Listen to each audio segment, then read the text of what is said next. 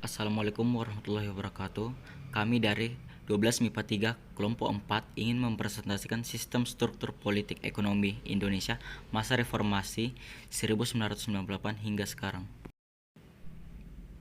Sistem struktur politik ekonomi Indonesia masa reformasi 1998 sampai sekarang terbagi menjadi 3. A. Masa akhir Orde Baru. B. Perkembangan politik dan ekonomi. C. Perkembangan ilmu pengetahuan dan teknologi di Indonesia. Assalamualaikum warahmatullahi wabarakatuh. Perkenalkan, nama saya Amalia Ramadhani. A. Masa akhir Orde Baru. Proses kejatuhan Orde Baru telah tampak ketika Indonesia mengalami dampak langsung dari ekonomi yang melanda negara-negara di Asia. Ketika krisis ini melanda Indonesia, nilai rupiah jatuh secara drastis. Dampaknya terus mengerus di segala bidang kehidupan, mulai dari bidang ekonomi, politik, dan sosial. 1. Krisis moneter, politik, hukum, dan kepercayaan. Ada 4 bagian, yaitu 1. Kala itu badai Krisman tak hanya menerpa Indonesia, tapi juga negara Asia lainnya. Berawal dari kebijakan Thailand yang gagal, menyusut ringgit Malaysia, persoalan Filipina, hingga won Korea Selatan. Bagian kedua, krisis moneter menumbangkan satu kekuatan ekonomi Asia. Para sepukulan di pasar keuangan menjadi salah satu penyebab utama bergugurnya nilai tukar mata uang. Bagian ketiga, dari dalam negeri, kebijakan pemerintah Orde Baru dalam paket Oktober Pakto 1988 juga menjadi pemicu runtuhnya kekuatan ekonomi nasional. Bagian keempat, langkah pemerintah melepas nilai tukar sesuai harga pasar membuat rupiah semakin lemah. Nilai tukar rupiah yang tadinya tenang di kisaran Rp 2.300.000 per dolar Asia melonjak ke angka 4.650.000 Asia pada akhir 1997. 2. Tuntutan dan agenda reformasi. Tuntutan dan agenda reformasi gerakan ini pada awalnya berupa demonstrasi di kampus-kampus besar, namun mahasiswa akhirnya harus turun ke jalan karena aspirasi mereka tidak mendapatkan respon dari pemerintah. Gerakan reformasi mendapatkan respon dari pemerintah tahun 1998, mempunyai 6 agenda, yaitu 1. Suksesi kepemimpinan nasional. 2. Amandemen Undang-Undang Dasar 1945. 3. Pemberantakan KKN. 4. Penghapusan definisi ABRI. 5. Penegakan supremasi hukum. 6. Pelaksanaan otonomi daerah. Assalamualaikum warahmatullahi wabarakatuh. Perkenalkan, nama saya Muhammad Dahlan dari kelas 12 MIPA 3. B. Perkembangan politik dan ekonomi.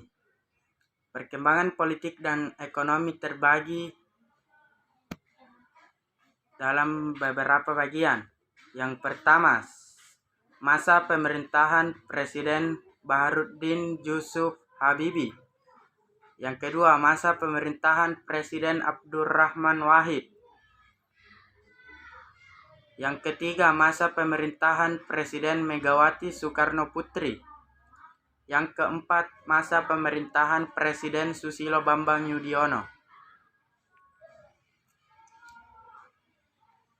1. Masa pemerintahan Presiden B.J. Habibie. A. Pelaksanaan pemilu 1999. Pelaksanaan pemilu 1999 boleh dikatakan sebagai salah satu hasil terpenting lainnya yang dicapai Habibie pada masa kepresidenannya. Pemilu 1999 adalah penyelenggaraan pemilu multipartai yang diikuti oleh 48 partai politik. Sebelum menyelenggarakan pemilu yang dipercepat itu, pemerintah mengajukan revisi undang-undang tentang partai politik, tentang pemilu, dan tentang susunan dan kedudukan MPR, DPR, dan DPRD. B. Reformasi bidang ekonomi. Sesuai dengan TAP MPR tentang pokok-pokok reformasi yang menetapkan 2 arah kebijakan pokok di bidang ekonomi, yaitu penanggulangan krisis ekonomi dengan sasaran terkendalinya nilai rupiah dan tersedianya kebutuhan bahan pokok dan obat-obatan dengan harga terjangkau, serta berputarnya roda perekonomian nasional dan pelaksanaan reformasi ekonomi. C. Reformasi bidang hukum. Sesuai TAP MPR nomor X MPR/1998, reformasi di bidang hukum diarahkan untuk menanggulangi krisis dan melaksanakan agenda reformasi di bidang hukum yang sekaligus dimaksudkan untuk menunjang upaya reformasi di bidang ekonomi, politik, sosial, dan budaya. Pemerintahan Presiden Abdurrahman Wahid. Abdurrahman Wahid yang lebih dikenal dengan panggilan Gus Dur terpilih menjadi Presiden Republik Indonesia keempat pada tanggal 20 Oktober tahun 1999. Perjalanan pemerintahan Presiden Abdurrahman Wahid dalam melanjutkan cita-cita reformasi diawali dengan membentuk Kabinet Persatuan Nasional. Kabinet ini adalah kabinet koalisi partai politik yang sebelumnya mengusung Abdurrahman Wahid menjadi presiden, yakni PKB, Golkar, PPP, PAN, PK, dan PDIP. Di awal pemerintahannya, Presiden Abdurrahman Wahid membubarkan dua departemen, yakni Departemen Penerangan dan Departemen Sosial, dengan alasan perampingan struktur pemerintahan. Pembubaran Departemen Penerangan dan Sosial diiringi dengan pembentukan Departemen Eksplorasi Laut melalui keputusan Presiden nomor 355/M tahun 1999, tanggal 26 Oktober 1999. Perkenalkan, nama saya Muhammad Rahman dari kelas 12 MIPA 3. Masa pemerintahan Presiden Megawati Soekarno Putri. Tugas Presiden Megawati diawali pemerintahannya upaya untuk memberantas KKN. Terbilang berat karena selain banyaknya kasus-kasus KKN masa Orde Baru yang belum tuntas. Kasus KKN pada masa pemerintahan Presiden Abdurrahman Wahid menambah beban pemerintahan baru tersebut. Untuk menyelesaikan berbagai kasus KKN, pemerintahan Presiden Megawati membentuk Komisi Tindak Pidana Korupsi setelah keluarnya UU RI nomor 28 tahun 1999 tentang penyelenggaraan. Presiden Abdurrahman Wahid telah dibentuk Komisi Pemeriksa Kekayaan Pejabat Negara KPKPN. Dari sisi kemiripan tugas, keberadaan dua komisi tersebut terkesan tumpang tindih. Dalam perjalanan pemerintahan Megawati, kedua komisi tersebut tidak berjalan maksimal karena hingga akhir pemerintahan Presiden Megawati, berbagai KKN yang ada belum dapat diselesaikan. 4. Masa pemerintahan Presiden Susilo Bambang Yudhoyono. Sejak awal pemerintahannya, Presiden Susilo Bambang Yudhoyono memprioritaskan untuk menyelesaikan permasalahan kemiskinan dan pengurangan serta pemberantasan KKN yang ia cadangkan dalam program 100 hari pertama pemerintahannya. Program pengentasan kemiskinan berkaitan langsung dengan upaya pemerataan dan pengurangan kesenjangan serta peningkatan pembangunan terutama di daerah-daerah yang masih tertinggal.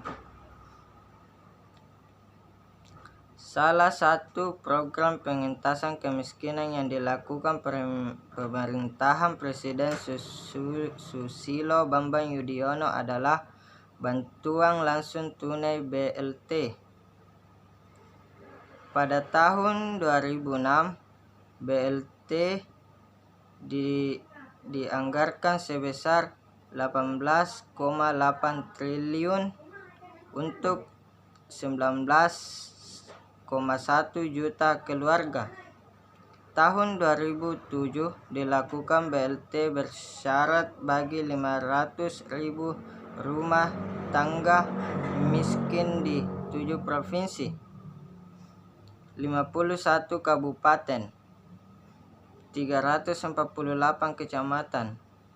Bantuan tersebut meliputi bantuan tetap, pendidikan, kesehatan, dan rata-rata bantuan perumahan tangga sebesar 1,390.000. C. Perkembangan ilmu pengetahuan dan teknologi di Indonesia. 1. Nurtanio, Industri Dirgantara Nasional. 2. Teknologi, Komunikasi dan Transportasi. 3. Revolusi Hijau. 4. Dampak perkembangan teknologi. 1. Nurtanio, Industri Dirgantara Nasional. Perkembangan teknologi di Indonesia sangat diuntungkan oleh booming minyak yang terjadi pada tahun 1970-an. Booming minyak memberikan keuntungan tersendiri bagi pemerintah Indonesia ketika pemerintah Orde Baru merancang ahli teknologi tinggi, khususnya pembuatan industri pesawat terbang nasional. Perkembangan industri pesawat terbang berawal ketika Presiden Soeharto memanggil pulang ahli aeronika lulusan Universitas Aceh di Jerman, B.J. Habibie, pada tahun 1974. 2. Teknologi, Komunikasi dan Transportasi. Perkembangan teknologi komunikasi di Indonesia tidak bisa lepas dari kebijakan komunikasi yang dikembangkan oleh pemerintah Orde Baru pada tahun 1976. Tepatnya tanggal 16 Agustus merupakan awal revolusi teknologi komunikasi di Indonesia ketika pemerintah Orde Baru mengembangkan sistem teknologi komunikasi berbasis satelit untuk menghubungkan komunikasi di wilayah Indonesia yang luas. Indonesia merupakan salah satu yang mengembangkan satelit secara mandiri untuk komunikasi lokal, nasional, dan internasional. Sistem komunikasi satelit yang dikembangkan oleh pemerintah Indonesia dikenal dengan sebutan Sistem Komunikasi Satelit Domestik Palapa atau SKSD Palapa. Penamaan Palapa diambil dari sumpah yang dilakukan oleh Pati Gajah Mada dalam upaya menyatukan wilayah geografis Nusantara. Satelit ini yang digunakan oleh pemerintah Orde Baru dalam menyatukan wilayah Nusantara melalui komunikasi dan informasi. Assalamualaikum warahmatullahi wabarakatuh. Perkenalkan, nama saya Sajir. Saya dari 12 MIPA 3. Saya akan membacakan tentang Revolusi Hijau.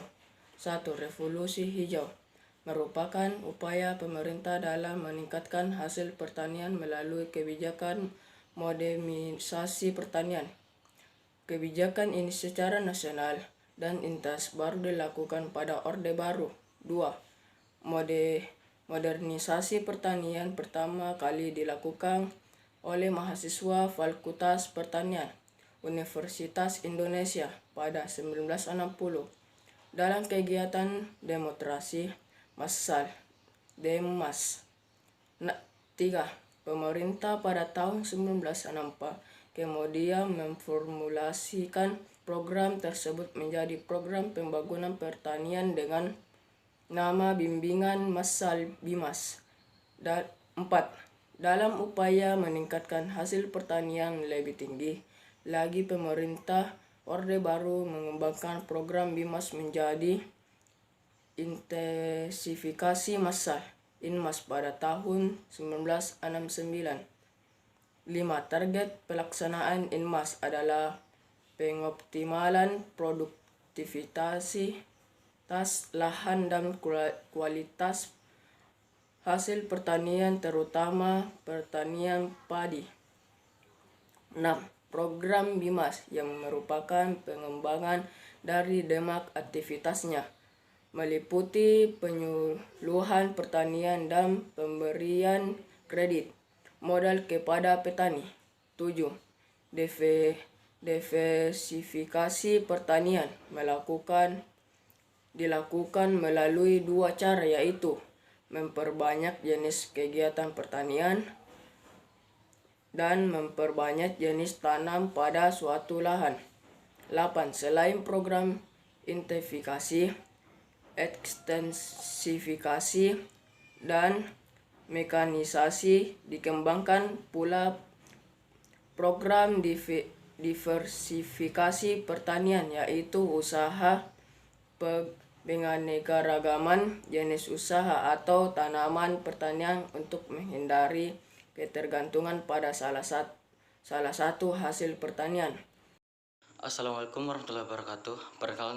Perkenalkan nama saya Muhammad Karafi dari kelas 12 MIPA 3 kelompok 4.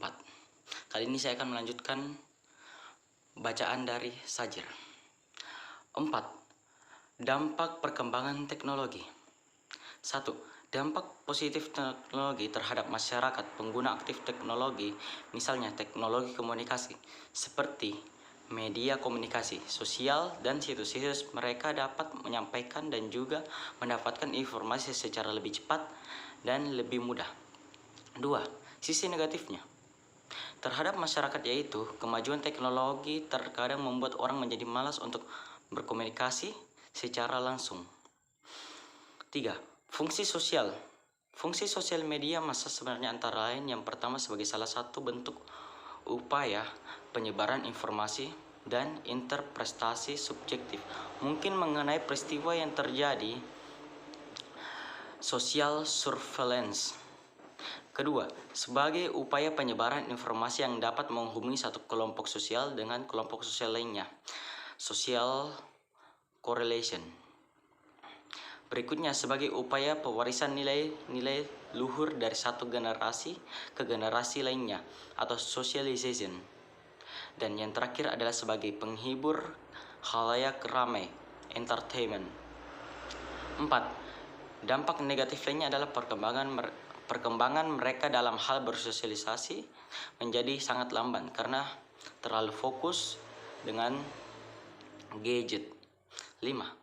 Dari dampak negatif yang ditimbulkan dari perkembangan teknologi informasi ini adalah terciptanya sifat dan sikap ketergantungan kepada teknologi yang semakin canggih sehingga banyak orang yang mulai melupakan nilai-nilai kebudayaan yang ada di Indonesia. Oke, presentasi dari kelompok 4. Wassalamualaikum warahmatullahi wabarakatuh. See you next time.